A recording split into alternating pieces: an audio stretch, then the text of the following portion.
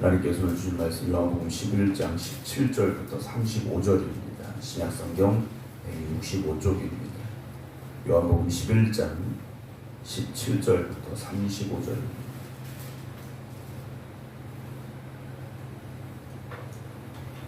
예수께서 와서 보시니 나사로가 무덤에 있은지 이미 나으리라. 베다니는 예루살렘에서 가깝기가 한 오리쯤 되매 많은 유대인이 마르다와 마리아에게 그 오라비의 일로 위문하러 왔더니 마르다는 예수께서 오신다는 말을 듣고 곧 나가 맞이하되 마리아는 집에 앉았더라.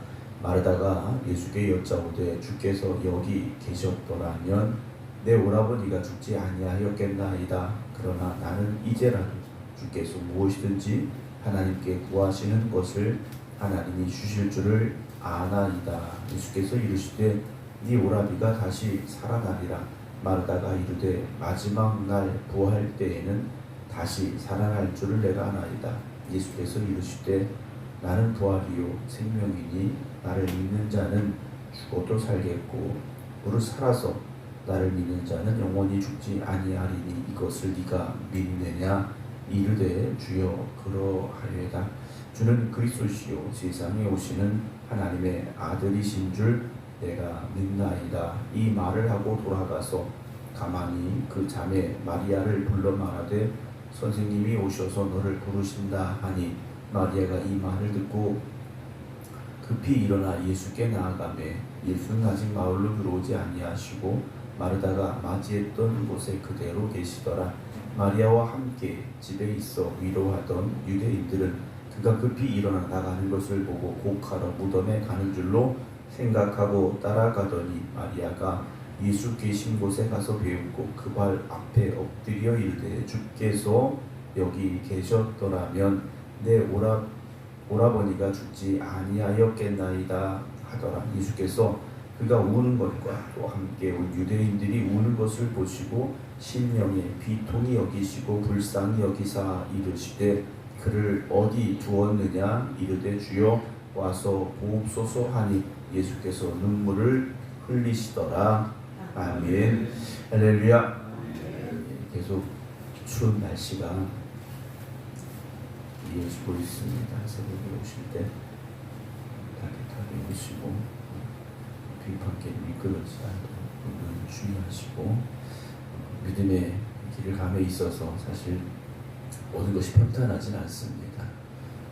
믿음의 길을 가로막는 세상의 염려와 문제 앞에서도 늘 기도함으로 승리하는 성도들 되시길 주님의 이름으로 축원합니다.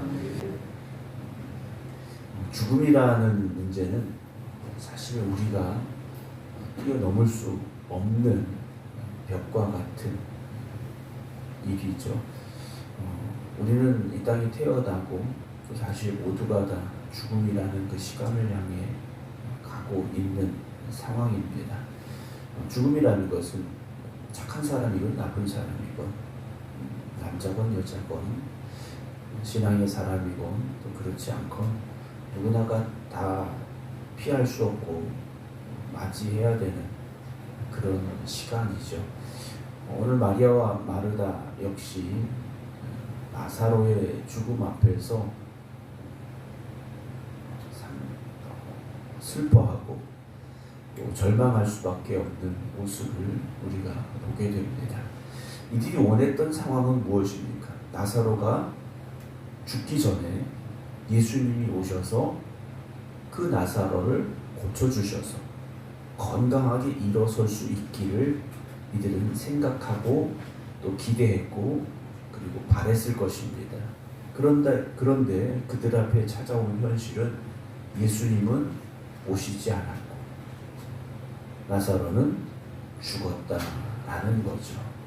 죽음 앞에서 이 두 자매는 슬퍼할 수밖에 없었고 또 어찌 보면 예수님을 향한 원망을 가질 수밖에는 없었으리라 생각을 합니다.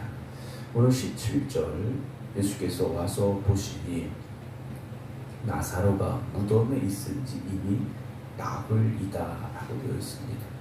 대부분의 장례가 당일에 치러지게 되는데 죽은 지 나흘이 지났습니다. 이미 썩어져 냄새가 날 수밖에 없는 그런 상황 속에 예수님이 찾아오셨다는 거죠.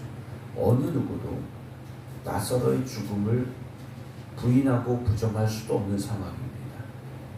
이제는 어떤 희망도 남아있지 않은 그곳에, 슬픔만 있는 그곳에, 눈물만 있는 그곳에 주님이 찾아오셨더라는 거죠. 이미 주님은 4절에 어제 드린 말씀에 그렇게 말씀을 하셨죠. 이 병은 죽을 병이 아니라 했습니다. 여기서 죽을 병이 아니다라고 분명히 말씀을 하셨습니다. 그러나 죽었죠. 죽을 병이라는 건 죽음으로 모든 것이 끝나는 상황이 아니다라는 주님의 선언이셨습니다. 그러나 어느 누구도 죽은 나사로가 살아날 수 있다 생각하지 못했던 그 자리였다라는 거죠. 베다니는 예루살렘에서 가깝기가 한 5리쯤 되매 많은 유대인이 마르다와 마리아에게 그 오라비의 일로, 오라비의 일은 장례지 않습니까? 오라비의 죽음입니다. 그것으로 위문하러 왔더니 사람들이 오는 발걸음은 다 우리말은 조문하러 오는 겁니다.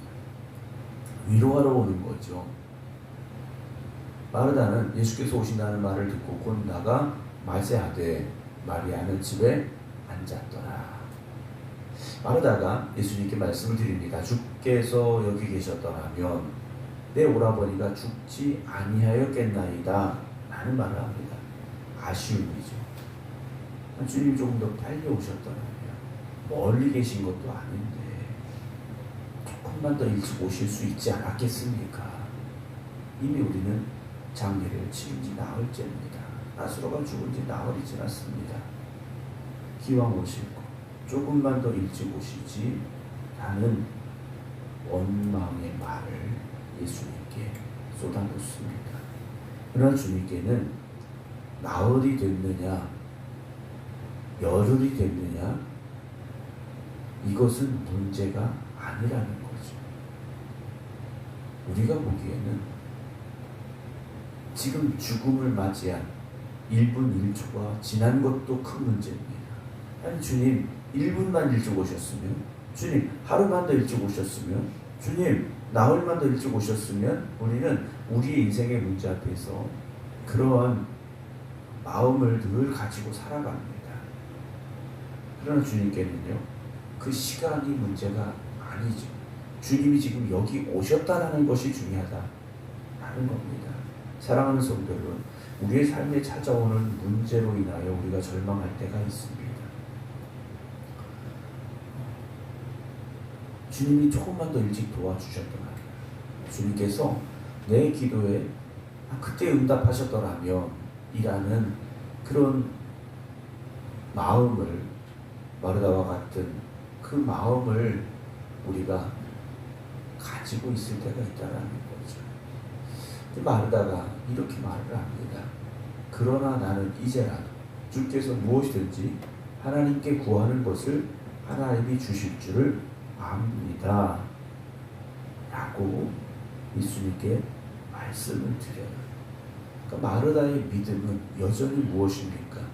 주님께서 하나님께 구한다면 하나님이 주실 줄을 내가 알고 있습니다 라는 걸 믿습니다 라는 고백을 해요. 그랬더니 예수님께서 네 오라비가 다시 살아나리라.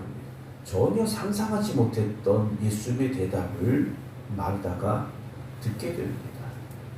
만약에 우리가 2000년 전으로 거슬러 올라가서 이 상황 속에 있는 마르다라면 우리는 예수님께서 네 오라비가 다시 살아나리라 라는 말씀 앞에서 우리는 무엇이라고 말할까요? 우리는 2000년이 지나서 그때의 일을 말씀을 통해서 알고 있는 사람들입니다. 그러니까 우리는 당연히 나사로는 살아났어 라는 것을 알고 있는 상황이지만 그 당시로 돌아가서 이 사건 이전에 나사로가 걸어나온 사건 이전의 이 순간이라면 여기 있는 어느 누구도 예수님 내가 그거 기다리고 있었습니다 라고 말할 수 있는 사람이 있겠는가? 그렇지 못하다라는 거죠.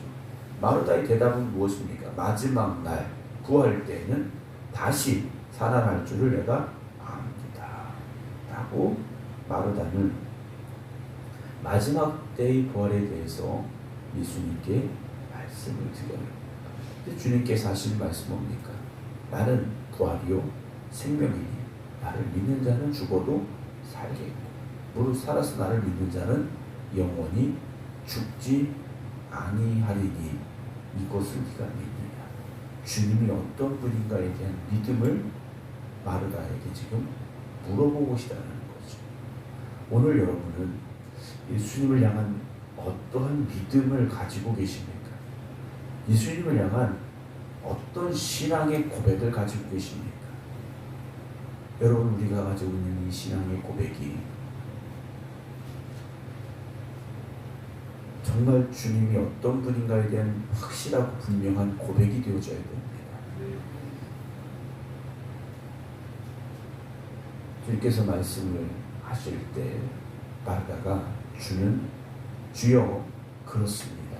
주는 그리스도시요 세상에 오시는 하나님의 아들이신 줄 내가 믿나이다. 그래요. 지금 유대인들은 예수님께서 하나님의 아들이시라는 것에 대해서 믿지 못하겠다라는 거죠. 그럴 일이 없다라는 겁니다. 그래서 신성모독이라고 예수님을 돌로 쳐 죽이려고 했던 상황이에요. 근데 마르다는 예수님은 우리 그리스도시고 세상에 오시는 하나님의 아들이십니다. 내가 그걸 믿습니다 라고 고백을 하죠. 그리고 이 말을 하고 돌아가서 가만히 그 자매 마리아를 불러 말하되 선생님이 오셔서 너를 부르신다 하니 그랬습니다. 말씀 속에 나와 있지 않지만 예수님께서 마르다에게 마리아를 불러오라 하신 것 같습니다. 그랬더니 마리아가 이 말을 듣고 급히 일어나 예수께 나아가매 예수는 아직 마을로 들어오지 아니하시고 마르다가 맞이했던 그곳에 계시더라. 예수님이 가야 될 곳은 마리아와 마르다의 집이 아닙니다. 예수님이 가야 될 곳은 마르다와 마리아가 살고 있던 그 집이 아니라 나사로가 묻혀있는 무덤을 향해 가실 발걸음이지 않습니까? 마리아가 왔습니다. 그때 함께 집에 있어서 위로하던 유대인들이 그가 급히 일어나가는 것을 보고 곡하러 무덤에 가는 줄로 생각하고 따라갑니다. 자, 나사로의 무덤에 간다는 것은 울러 가는 겁니다. 슬퍼하러 가는 겁니다. 무덤에 간다는 건 그 자리라는 거죠.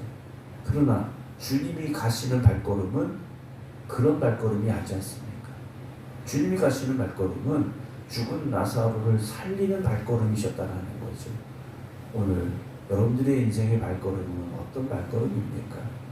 여전히 절망과 좌절과 슬픔과 두려움 속에 살아가는 발걸음이 아니라 소망을 가지고 믿음 가운데 하나님의 역사하심을 누리며 살아갈 수 있는 소망의 발걸음이 되기를 주님의 이름으로 축원합니다.